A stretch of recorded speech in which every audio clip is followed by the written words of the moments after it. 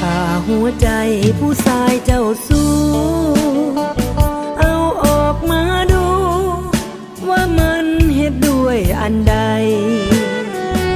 เฮ็ดกันด้วยหินหรือว่าเฮ็ดด้วยเหล็กไหลหรือเฮ็ดด้วยสิ่งแนวใดจึงโหดร้ายเหลือทนอยากสับออกมาให้สาแก่ใจ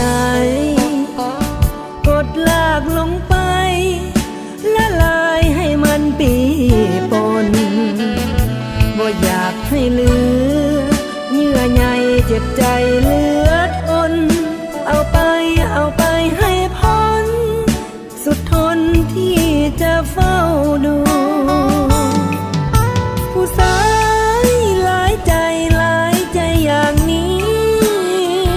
ขอไกลหลีกหนีสุดที่ทนดู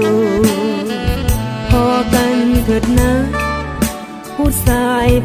ยเจ้าสู้ขอให้เฮาจงอยู่คนละฝากฟ้า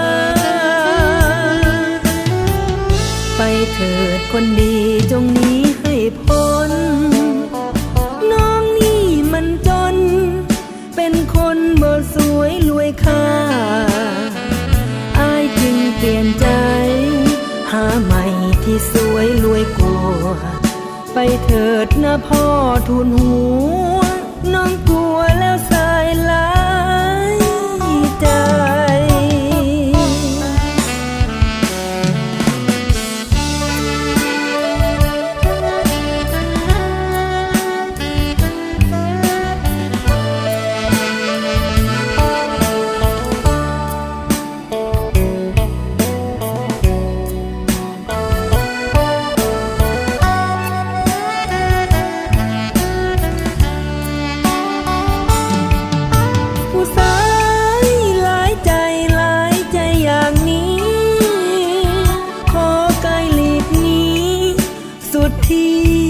ทนดูพอกันเถิดนะผู้ชายเจ้าสู้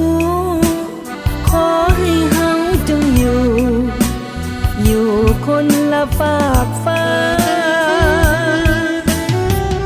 ไปเถิดคนดีจงหนีให้พ้นน้องนี่มันจนเป็นคนบ่สวยรวยค่าเปลี่ยนใจหาใหม่ที่สวยรวยกว่าไปเถิดนะพ่อทูลหัวน้องกลัวแล้ว